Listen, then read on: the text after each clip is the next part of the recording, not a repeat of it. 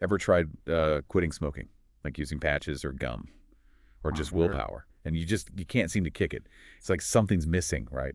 Well, you sent in some research on using hypnosis to quit smoking, and it turns out some experts think they found that missing piece.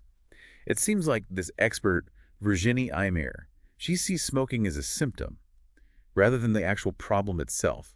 That's a pretty interesting take. What do you think about that? Well, what's fascinating is argues that all these traditional methods, like the patches, the gum, the willpower, they fail because they're targeting the habit itself instead of the root cause. It's like putting a Band-Aid on a broken bone, you know? It might cover it up, but this doesn't really address the underlying issue. Well, it's not about white-knuckling your way through the cravings. It's about figuring out why you're craving in the first place. Exactly. Imir's approach, it focuses on understanding the individual's unique experience with smoking, rather than using these generic methods like pre-session tasks or those 30-day audio programs. Wait, she's against those pre-session tasks, like collecting cigarette butts. I've heard that those can be effective. Well, her argument is that if you're truly addressing the root cause, those behaviors should naturally just fade away without needing to force yourself. She believes that. Relying on those tasks can actually reinforce the idea that smoking is the main problem, not a symptom. Okay, so those tasks are like constantly telling yourself not to think of a pink elephant. And all you can think about is that pink elephant. Precisely. And it's the same with those generic stop smoking scripts. And those audio programs, they focus on the behavior itself rather than addressing the underlying reasons behind it. So if the root cause is the key, Yeah. what kind of things is she looking for? What are some of the underlying issues that she uncovers with her clients? That's where it gets really interesting. Imir points out that the reasons people smoke can be as diverse as, well, alien abductions, you know. Some people might smoke due to stress, others might have started because of social pressures, and some might even associate it with, fond childhood memories. The reasons are as varied as the individuals themselves. That makes sense. Not everyone starts smoking for the same reasons. So why would one solution fit everyone? But how does she figure out each person's specific reasons? It sounds like a lot of detective work. She uses a method called a strategy call, which is like an initial consultation, but with a twist. This call is more than just scheduling. It's the starting point of therapy itself. So the therapy begins right there in the first phone call. What does that look like? It's a chance for the therapist to start understanding the client's unique history, their emotions, and their beliefs surrounding smoking. They might ask questions like, when did you start smoking? What were the circumstances? What feelings or situations trigger your urge to smoke? It's about digging beneath the surface. Okay, so it's like investigative therapy. Rather than just receiving suggestions under hypnosis, I'm starting to understand how this approach differs from the traditional methods. But isn't there a risk of overanalyzing things? What if someone just enjoys smoking? That's a good question, and Imir acknowledges that enjoyment can be part of the equation. But even then, it's crucial to understand why that enjoyment exists. Is it a genuine sensory pleasure, or is it masking some deeper need or emotion? So even if someone enjoys smoking, it could still be a symptom of something deeper. This is really making me rethink how I view my own bad habits. It's about recognizing that our behaviors, even the enjoyable ones, often serve a purpose, and understanding that purpose is key to creating lasting change. But that brings up another important point. How does hypnosis actually help uncover those underlying issues? Yeah, that's a good question. You've piqued my curiosity. How does Imir actually use hypnosis to get to the bottom of these deeply rooted issues? Well, that's where the dynamic process of Imir's hypnosis comes in. And that's what we'll delve into next. So hypnosis in this context, it's more about guiding a person into this relaxed and focused state where they can access their subconscious mind. It's kind of like turning down the volume on the conscious analytical part of your mind so you can hear like the whispers of your deeper thoughts and feelings. So it's not about the therapist planting suggestions like in those stage shows. No, not at all. Imir really emphasizes that. It's a collaborative process. It's about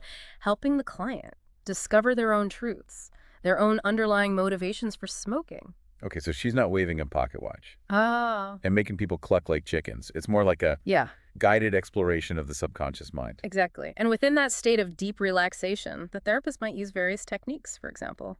They might guide the client to revisit memories associated with smoking, explore the emotions tied to those memories, or even help them reframe their beliefs about smoking. Can you give me an example Yeah, of what that might look like in a session? sure.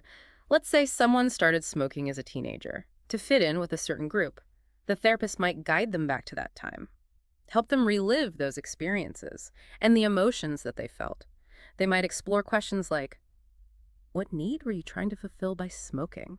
Did it make you feel more confident, accepted, rebellious? And by revisiting those memories and emotions, the client starts to understand the underlying reasons behind their smoking habit. Right. It's about bringing those subconscious motivations Mm. to the surface, Hmm. making them conscious and understandable.